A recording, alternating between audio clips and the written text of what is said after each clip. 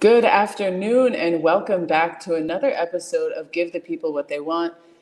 We're back with many stories once again. Tariffs, Gaza, impeachment in South Korea. Stay tuned for all of that and more. Give the people what they want. Give the people what they want. Give the people what they want. Your weekly movement news roundup.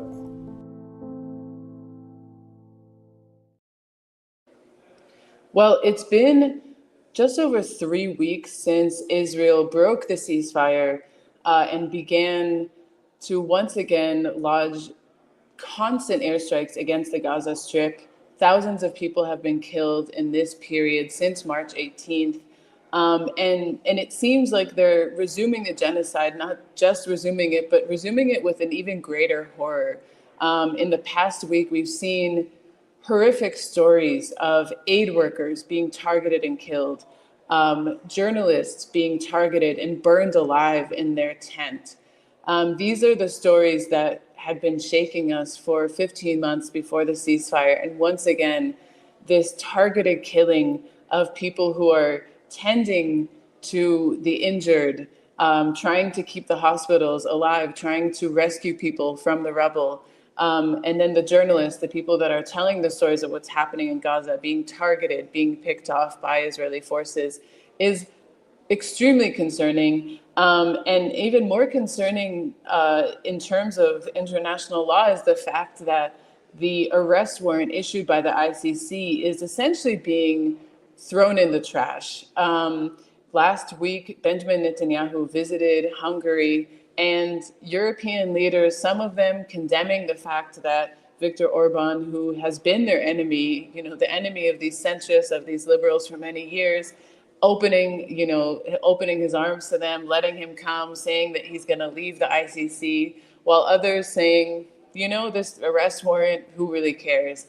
Right after going to Hungary, Benjamin Netanyahu went right to Washington, D.C., where he met with his counterpart, Donald Trump, where again, this complete and total backing of Israel's genocide, Donald Trump giving Netanyahu even more ideas for how to complete ethnic cleansing with this Gaza Riviera proposal. So really, again, extremely horrifying developments there.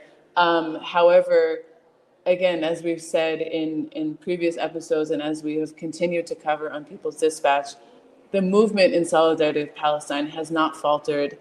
This past weekend in Washington, D.C., just ahead of the visit of Netanyahu to D.C., thousands of people on the streets demanding an end to this genocide and defending those who have spoken up in support of the Palestinian people who are now facing detention and maybe deportation.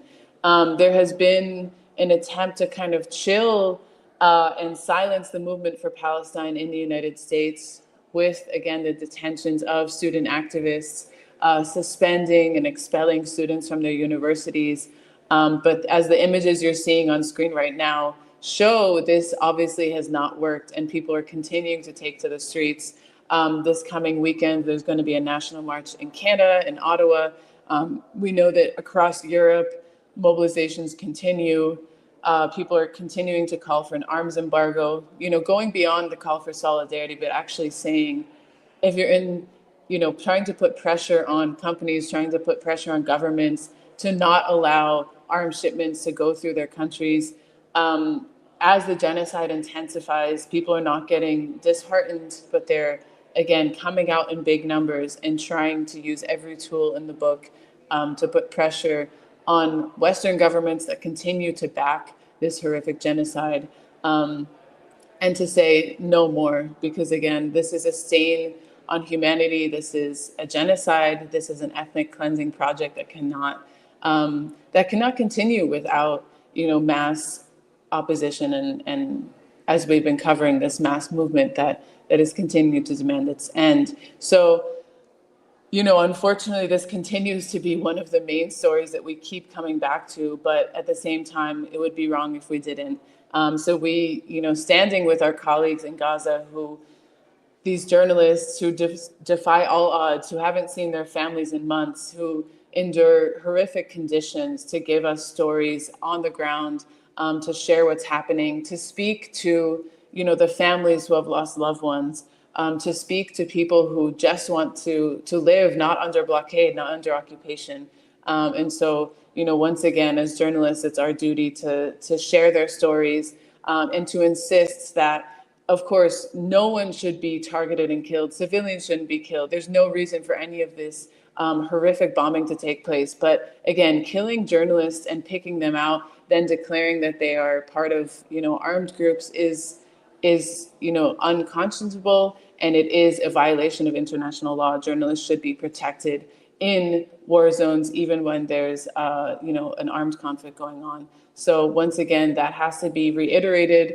The over 200 journalists have already been killed. So unfortunately, starting on that, difficult note, but again, the hope and inspiration of the movement continues. Moving to another topic, which has been kind of shaking the world and headlines across the world, is Trump's Liberation Day and these tariffs. Roger, tell us what's going on. Thanks. So it's hard to know what was being liberated, really, what this liberation was for, because what seems to have happened is all hell's broken loose, and the move towards more jobs being lost, not just in the US but across the globe, is nearer. The move towards a depression, never mind a recession, is also much nearer now, and all because of what looks like to be some spurious formula that was started by Trump, who he had this board with him that, very Netanyahu-like, with a kind of board as a kind of prop, where he's trying to say to people, well, this is the tariffs that have been put by all these countries, except of course when you look closer, they weren't tariffs from other countries. It was a trade deficit, I think, between the countries. But nevertheless, he just lied to everybody, as he does, and just said this is what it was all about, and came up with this list of saying what the tariffs the US was going to slap on all of these countries, including uninhabited islands, including islands that the only kind of creatures on there were like penguins. Literally. And then they have the cheek to come back afterwards and try and defend that and say, well, this wasn't a mistake, this was real. And so you've got, if you're starting from that basis on such a serious issue as the world's economy, and the way people are going to be able to keep a roof over their heads, and put bread on the table, then that's a pretty sad kind of starting point. As I speak to you, we've just had news that China has hit back at the tariffs that have been placed on it. China had 104% tariffs, and I have to say, in fact, I've heard some other US lawmakers say that there should be 500% tariffs against China. And so basically the message from the US was, if you disagree with the tariffs that we're putting on you, then what you have to do is you need to come to Trump and bend a knee and kiss the ring, and then we'll be prepared to do some kind of deal with you. But if you ever stand up and say, no, we're not prepared to be bullied, then they're going to ramp up the level of tariffs, which is just nonsense. And I think one of the really important issues here is that people don't see this as being about trade, because it isn't about trade. This is about the United States exerting its political power across the globe. And that's what it's really all about. And we can see it in a whole range of the other things that we're going to be talking about today as well. We're seeing the United States trying to say, we are all powerful, we can do what we like, we will tell you as a nation who you can trade with and who you can't trade with. So one of the things that's come out of these tariffs is they're saying, all right, well, if you are trading with another country, so this thing called secondary tariffs, if you have a trading relationship with a country that we don't like, then what we are going to do is that we will sanction you as well. We will put extra tariffs on you, or we'll put extra sanctions of some kind on you as well. Of course, this isn't anything new either. This is stuff that they've been doing to Venezuela. They've been doing it to Cuba for the longest time. So none of this is new, but what they're doing is spreading this across the globe. So I think the message here is that we have to be, when we're talking about how we raise these issues across the globe, we have to be, as journalists, making sure that people understand that this is about raw power. This is about the United States saying we are still the hegemon, we are still in control of the globe, and your job as other countries on this planet is just simply to do as we tell you to do and nothing else. And in fact, your job is to like it when we tell you we're going to do bad things to you. So I think this is a really pivotal time. I think the working class in the United States are under severe attack on a whole range of levels, and I think this is one of them. And our job is to, as I say, is to point those things out as widely as we possibly can, and to make the links across the globe as well. So difficult times, Zoe. Right, Roger. Also, how they say, it's more dangerous to be a friend of the United States rather than its enemy often. And just picking up from that story, I'll actually take us to another story about a friend of the United States, South Korea, where in fact something positive happened over the past 1 week. One of the issues we missed during our hiatus was those outrageous developments in South Korea, where President Yoon Suk Yeol tried to impose martial law. He tried to basically coup his own government or his own establishment, so to speak, and take over. Very outrageous act. 3rd of December, the night of 3rd of December, I believe.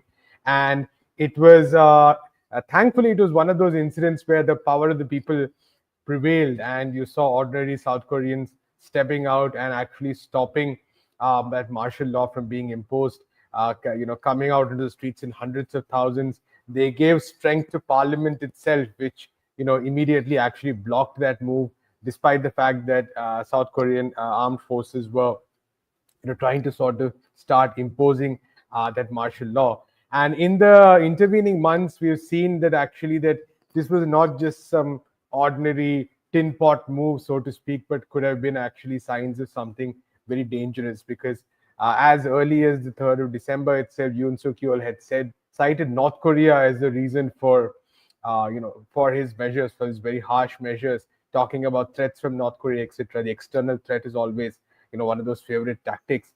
And many analysts have provided evidence, provided arguments that he was looking to maybe initiate some kind of a war with North Korea. Now, there is already evidence that in the months before this, the South Korea had been creating provocations as part of somehow trying to get North Korea to respond, and then start what would be a full-fledged conflagration.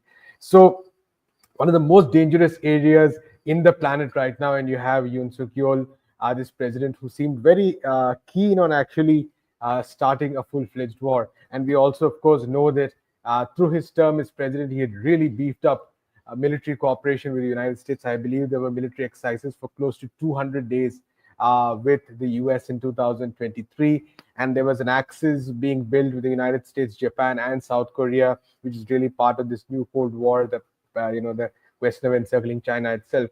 All of this had brought things to a very dangerous situation, and the power of the people really stopped Yoon Suk Yeol from imposing martial law.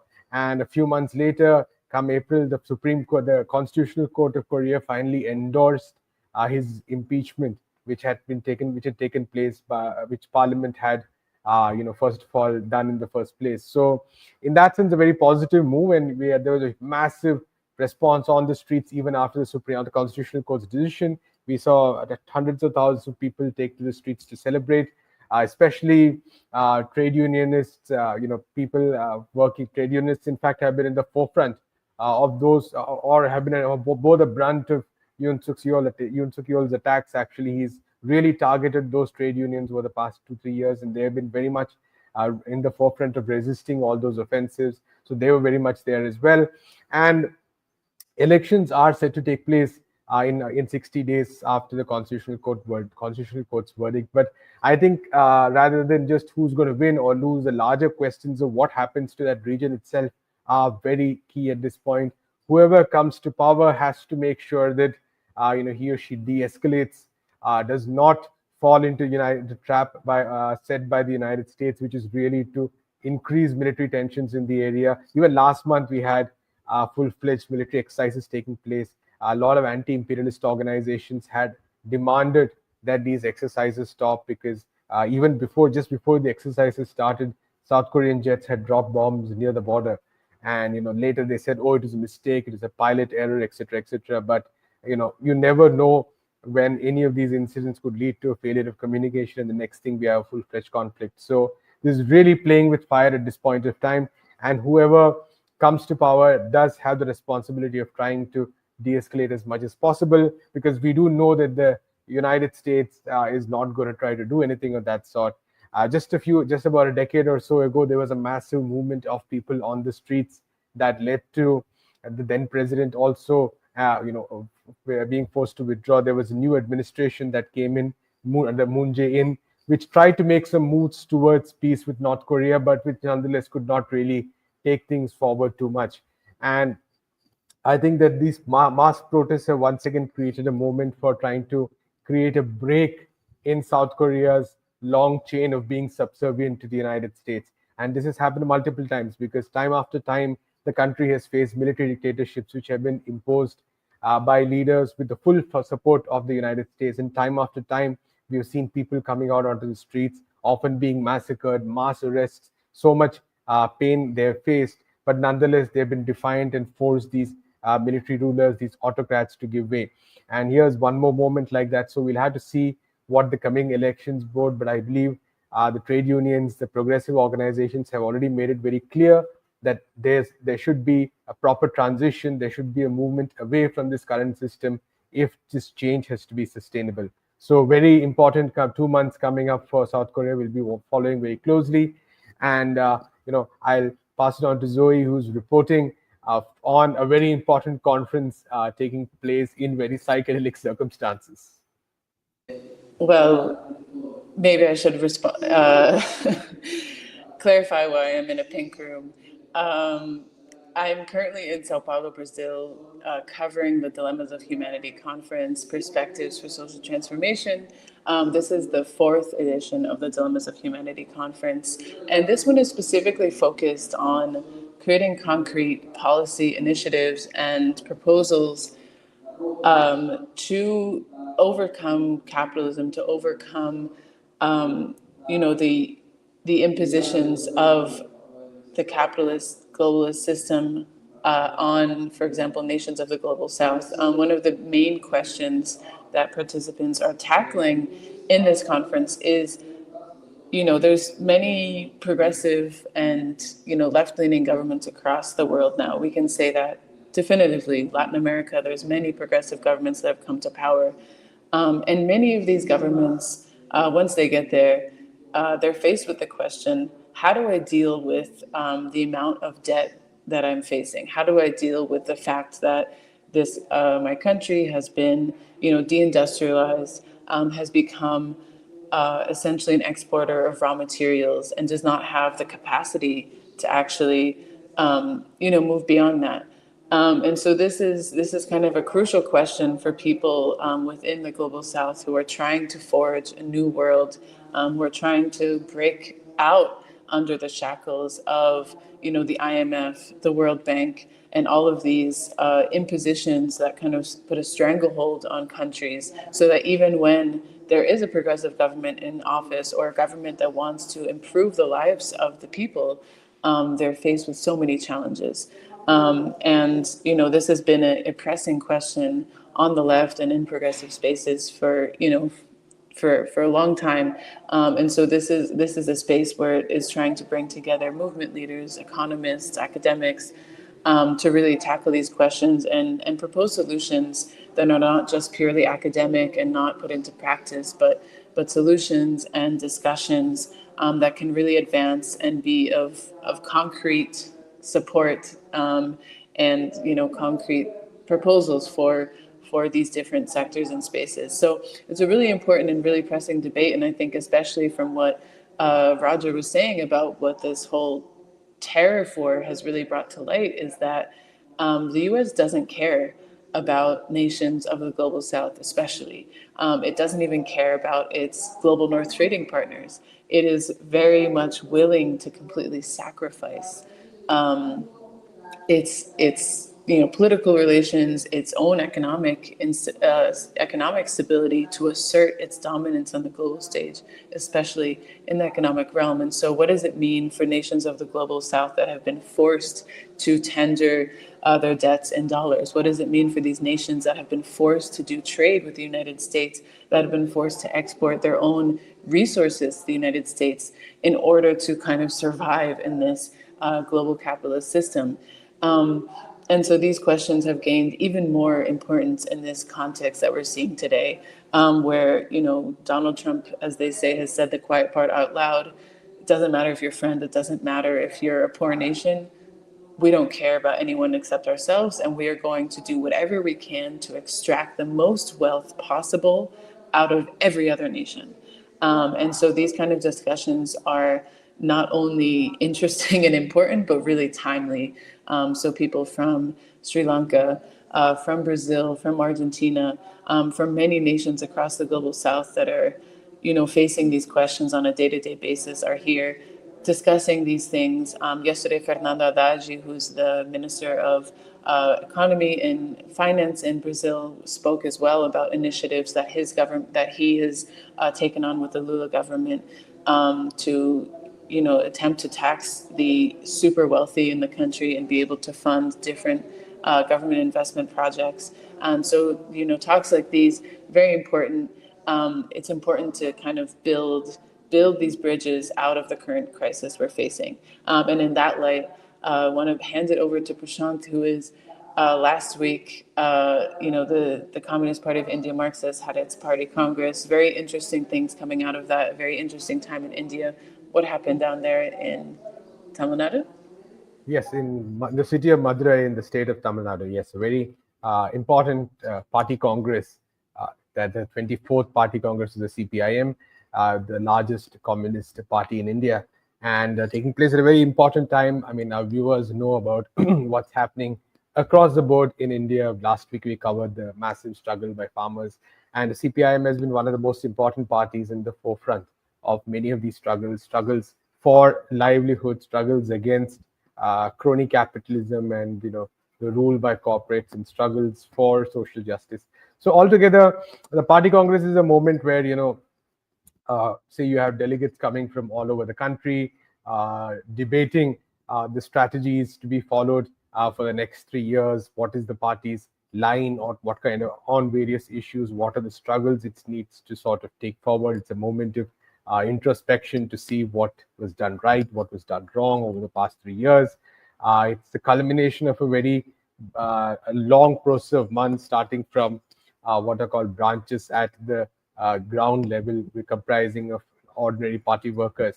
And then there's a process of elections which culminates in the party congress. So on the one hand, of course, there was a generational change in leadership. Interestingly, the CPIM has a policy whereby if you completed 75 years, you no longer can be in the top leadership positions in the party. And so there was a generational leader transition at this in this particular party congress. A lot of very senior, experienced party members and leaders were retired, and a new, fresh bunch of leaders took over some of these positions. But like I said, also very important moment, because this is a time where there was an election last year. The BJP-led government suffered some reverses, but has managed to recover in some other states. But equally importantly, the fact is that the BJP is one of the, shall we say, offspring, one of the wings of what is a much larger socio-political movement called the RSS, and it's now 100 years old. And the CPIM specifically defines it as a fascistic organization. And this is one of the oldest continuous right-wing projects in the world, maybe, in terms of its scope, in terms of its attempt to reshape Indian society itself.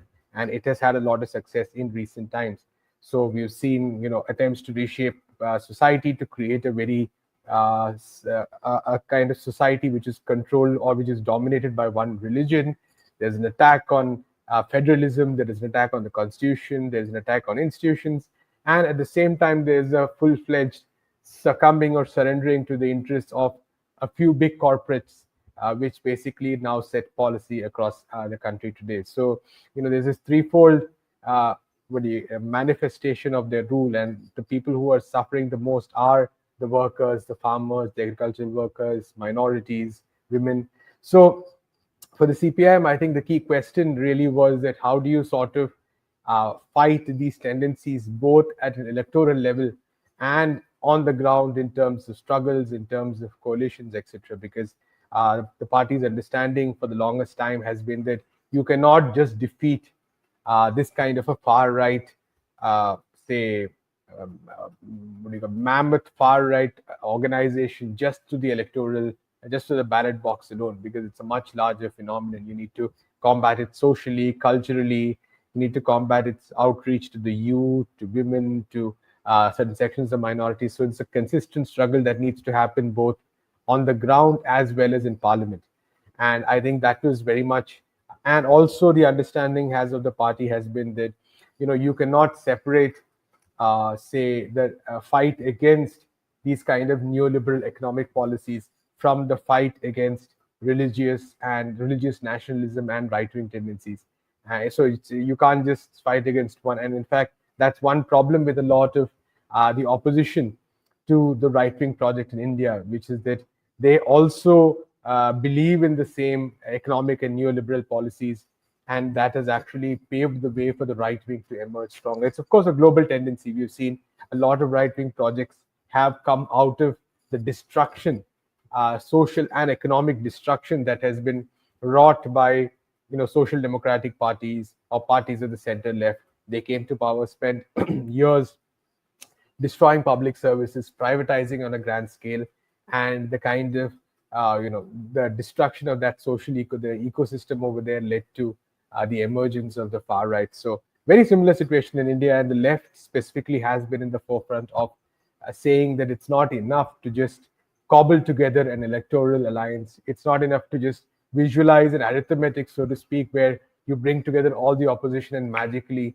you get the right numbers. That doesn't happen. You need to you need to present an alternative which is more appealing, which makes people kind of hope, which makes people eager to vote for you, eager to join your movements, eager to see a different kind of life.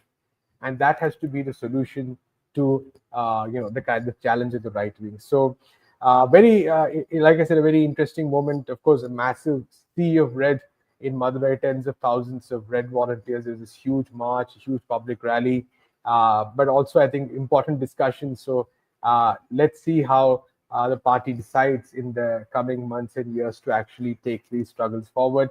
So a lot of introspection on that count also. So I think a very illuminating instance of or a set of understanding in terms of how to proceed. And I guess now it remains to be seen how it will be taken forward. Thank you, Prasanth. Very interesting report and an interesting time in India to kind of show what's happening in that country as it reflects much of what's happening in the world. One of the terrifying proposals of Donald Trump and what he's been threatening, even when he was in office in his first term, was escalating aggression on Iran. And in recent weeks, we've seen that rhetoric continue to escalate. Roger, what is the latest on these threats against a sovereign nation of Iran?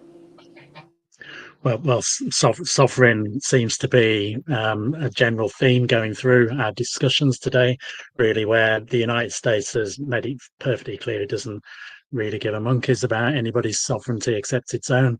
It looks as though this weekend there's going to be a meeting between the US and Iran. Whether it's direct or indirect seems to be a point of dispute at the moment. But maybe this is something where it seems to me it's where Trump just doesn't recognize the differences between the two, where you can have kind of lower level discussions taking place. So all these discussions are really about trying to, where the United States is insisting that Iran can't have a nuclear weapon, which is interesting because Iran is saying they don't want a nuclear weapon. There was a deal that was done in the first term, but before the first term of Trump, which Trump then broke, just unilaterally went away from the deal. And part of the where we are now is that Trump is saying, now we want a deal, and if you don't do it, then it's a dangerous time for Iran and so on. He's sitting in the Oval Office next to Netanyahu yesterday. And he's saying, no, Iran can't have a nuclear weapon, while he's sat next to a nation that still, I think, refuses to acknowledge publicly that it has a nuclear weapon, and is also a country that has been continually threatening Iran, as now Trump is doing. It's more than about nuclear weapons as well, because what they're also saying to Iran is that you can't have a whole stream of weapons to defend yourself against a country that has already attacked Iran in recent times. But apparently Iran must leave themselves wide open to any kind of attack that Iran or anybody else wants to launch against them, because of course there's other countries that are not particularly friendly with Iran as well, Saudi Arabia obviously being one of them. One of the interesting things about this as well that I think is really important to underline, that is, I think one of the kind of issues that's kind of flirting in the background of all of this is that there is a deal that has been done between Iran and Russia. There's a treaty in place that is not a military treaty, but what it says is this, and I think this is really, really important. It's a technical military assistance. So if Iran is attacked by anybody, Iran could turn around to Russia and say, could you provide us with technical military assistance? Now, I don't know exactly what technical military assistance is, but I can bet that it's about providing the weapons that Iran might need to be able to defend itself, I would imagine. It wouldn't necessarily mean troops on the ground, but it would, I think, mean about providing that sort of assistance to Iran. That makes it really dangerous. That's an escalation of massive proportions. So these discussions this weekend are really important as a piece of progress. What we have seen again today is that Iran has once again reiterated that they do not want nuclear weapons, and that is, they've made that clear loads of times, and they've even gone as far, I think, as offering kind of business opportunities for US companies to go into to Iran. So it's going to be interesting to see what comes out of the discussions and the different spins that are put on it, because one of the things, I mean, I was a negotiator in the trade union movement for many years. It wasn't a very good one, but I understand the principles of it. And one of the principles is you've got to be able to trust the people who you're negotiating with. It's actually one of the first principles. So if you're going to negotiate with somebody, you've got to be able to believe that they're going to stick to their side of the bargain. Now, that raises a massive problem with the US, doesn't it? Because they've shown no inclination at all to be able to stick to their side of the bargain. They've proved that with Iran already, but also they supported what's been happening in Gaza. A ceasefire deal was reached, and then they said nothing when it was broken, which leads you to believe that actually they knew it was going to be broken because it was about something else, i.e. making sure Israel was able to rearm. So we'll no doubt be able to come back to this next week when we start to see the initial kind of views that are coming out about the discussions. But I suppose the upside of all of this, the good side, is discussions are taking place, because the really downside is that this could lead to a really, really serious confrontation.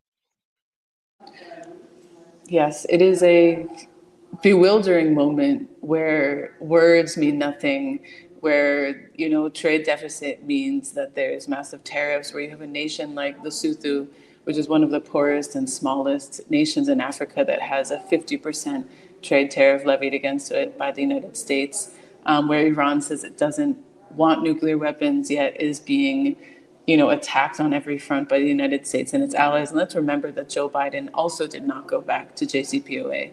So, you know, a very dangerous moment, but I think the clarity of people's movements in this moment, the clarity of you know, movements coming together and reaffirming their political vision, their political clarity, is what's very important right now. And we at Give the People What They Want, at People's Dispatch, at Morningstar, our desire, our objective is to be able to inform people, to be able to decipher this news, to be able to understand what's at stake. And hopefully we have done that for you today. And once again, I'm so honored to be joined by Prasanth, by Roger. This is Give the People What They Want. Make sure that you watch it on YouTube, listen to us as a podcast, follow People's Dispatch, follow Morningstar. Share our articles. We need to break through this mainstream media blockade, break through the algorithms, and we need all of your support. So thank you again for listening. Thank you, Roger and Prasanth, once again with your excellent analysis, and we'll see you next week.